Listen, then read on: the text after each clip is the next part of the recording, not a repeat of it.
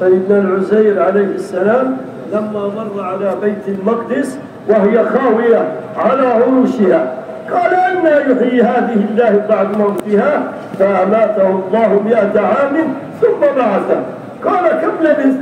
قال لبثت يوما أو بعض يوم قال بل لبثت 100 عام فانظر إلى طعامك وشرابك لم يتسنح ما تلف الطعام كان من التين ومن العنب ما تلف وانظر إلى حمارك أصحاب الكهف আল্লাহ তাআলা 309 বছর না খানার প্রয়োজন না পানির প্রয়োজন আল্লাহ তাআলা হেফাজত করে দেখাইছেন ঘুমাইছেন আর একদমে কত বছর পার হইয়া 309 বছর।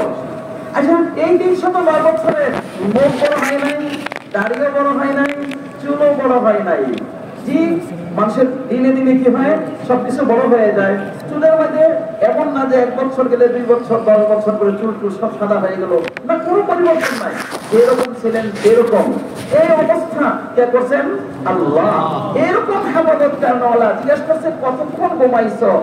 মা বাইনার 80 অবহা যেমন নাকি আমরা কি করি সকাল বিকালে একটু আরাম করে থাকি, তো এরকম একটু সকাল বিকালে একটু আরাম করা, বিকালে শুয়েছি সকালে উঠছি, সকালে শুয়েছি বিকালে উঠছি, আমরা বলে থাকি না একটু আরাম করে নিলাম নাকি, এরকম মনে হইলো। কিন্তু কত বছর পার হয়ে গেল?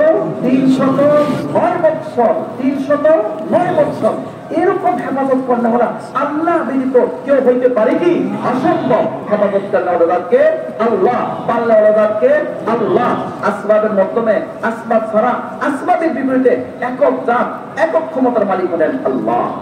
سيدنا العزير عليه السلام لما مر على بيت المقدس وهي خاوية على عروشها قال أن يحيي هذه الله بعد موتها فأماته الله 100 عام ثم بعثه قال كم لبثت؟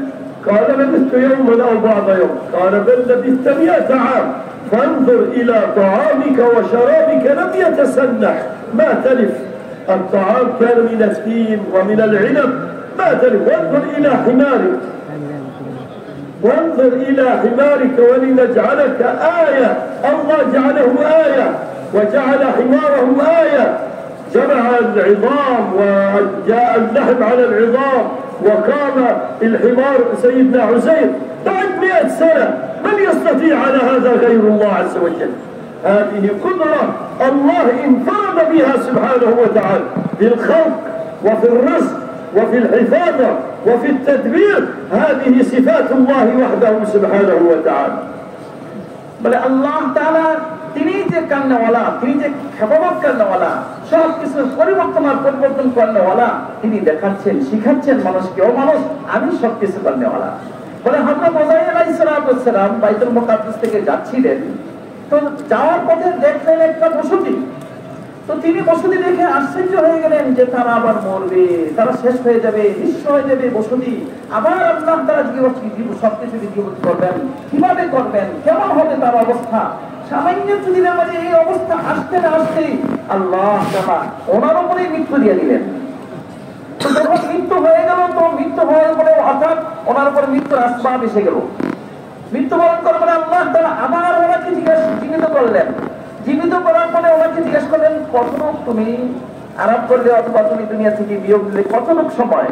তো তিনি ভাবতে পারলেন যে হয়তো কিছুক্ষণ সময়ে এমনই অবস্থা হবে। কিন্তু মেরে ভাই দেখলেন যে খানা দানা যা আছে যেমন তেমনই রয়ে গেল। উনি বলেন ওনার খানা দানা ছিল হয়তো বা ডিম, হয়তো বা আঙ্গুর, এই ধরনের খানা দানা, ফল ফ্রুট স্বাভাবিকভাবে 1 দিন 2 দিন 3 দিন পরে নষ্ট হয়ে যায়। দেখলেন যে এগুলো যেমন আছে তেমনই রয়ে গেল, কোনো পরিবর্তন নাই। অপরদিকে গাদা 1-2 দিনে মরে না। গাদা মরতে কি লাগে? বছরকে বছর জীবন থাকে। দেখলেন যে গাদা মরে গলে পচে হাড্ডিগুলো একাকার হয়ে গেছে। আল্লাহ তাআলা বললেন বাল্লা বিস্তাম মিয়াতু আম, বরঞ্চ তুমি কত বছর এরকম অবস্থায় ছিলে? 100 বছর। কত বছর? 100 বছর। আবার আল্লাহ দেখাইলেন বলে যে এটা নিঃস্ব, নাম নাই, একদম একাকার মাটির সাথে মিশে গেছে। ওই মাটির সাথে মিশা জিনিসকে যার কোনো নাম নাই, ওইটাকে আবার আল্লাহ তাআলা কিভাবে বানাইলেন।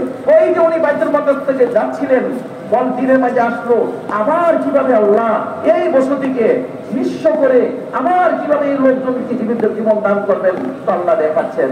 দেখলেন কি আল্লাহ দেখাচ্ছেন চতুর্দিক থেকে আস্তে আস্তে হাড্ডির উপকরণ গুলো আসতেছে, আস্তে আস্তে হাড্ডি রূপান্তরিত হলো, তারপরে তার সাথে গোশত লেগে যাচ্ছে, তারপরে তার সাথে চামড়া, চামড়ার উপরে পশম, আস্তে আস্তে একদম সেই গাদা যেই গাদা আগে ছিল আবার তার মধ্যে যান বলে একদম বিশ্ব থেকে যে আল্লাহ এই গাদাকে বানাইছেন ওই রবই তোমাকে আবার এরকম এই বস্তিকে যে শেষ করে দিবেন, সবার প্রাণ নিয়ে নিবেন, আবার সবাইকে পুনর্জীবন করবেন। কে দিবেন?